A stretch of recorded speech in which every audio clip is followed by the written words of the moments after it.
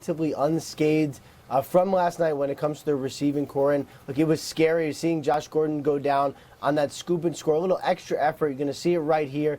Kind of gets his knee bent awkwardly, which I think caused all of us to gasp a little bit. It doesn't look good, but what did look good to the Patriots, who, by the way, have a little mini bye now because they had the Thursday game, was Gordon came back out. He looked like he felt okay and was riding a bike. Usually when you have someone come out and ride a stationary bike, that at least means that they were never ruled out and had a chance to come back. That is an indication that it's not a major injury, which obviously would be very good news for the receiver, for a receiving core that I would say will welcome back N'Keal Harry in a couple weeks. They need a little help there. For now, the Patriots getting by the same way the Patriots always get by, Ian, which is find somebody to go out and make plays for you. Last night it was two undrafted rookies. Jacoby Myers had 4 catches for 54 yards, and Gunnar Olszewski, former cornerback at the Bemidji State University, comes up with 2 big catches, including one that went about 27 or 29 yards. The total signing bonus money to those 2 guys, $12,500. Here they are making plays in October. Let's stay same position, different address, though. One of the best in the game, Davante Adams, addressed his current turf toe injury and delivered the latest, well, from he himself. It is a major injury, so it's something that we got to pay attention to and make sure we monitor in the correct way to make sure it's not something that gets re-aggravated later on in the season or I come back a little too early and really mess the thing up. So we're just really trying to pace it at this point. I can't really tell you when I'm going to play. I don't know. It doesn't feel how I want it to feel at the moment, but we definitely have time.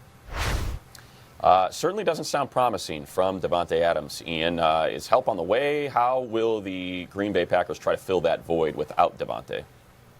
Well, it doesn't sound promising for this week, although they do have the extra day, the Monday night game. So as it was described to me, he at least came into the week thinking he had an outside chance at this game, but it just certainly, we'll see what his status is today, but it doesn't seem likely.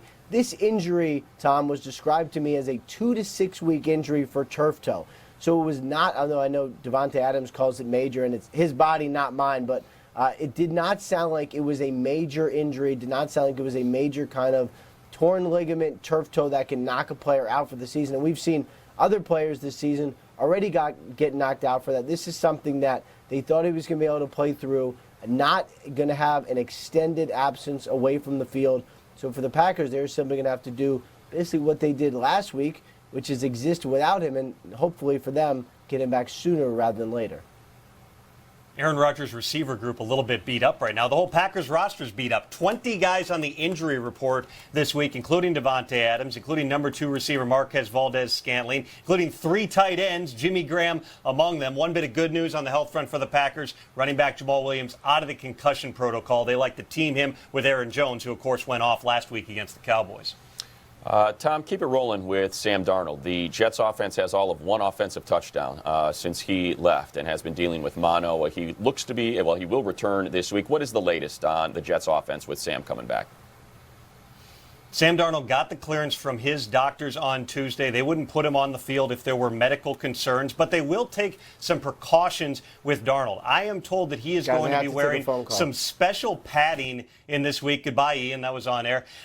He'll be wearing some special padding this week. It's actually based off of Cam Newton and pads that were made by the same company for him. Normally, shoulder pads don't give you a ton of coverage in the midsection. Cam is such a big player that he needs that additional padding. Well, shoulder pads also don't normally cover the spleen area, so they're going to be taking that same model they made for Cam Newton, applying it, making a set for Sam Darnold. He will have a little bit of extra protection as he makes his return. Well, as we learned there, Tom, breaking news and information has no manners. It shows up at any time. Thank you.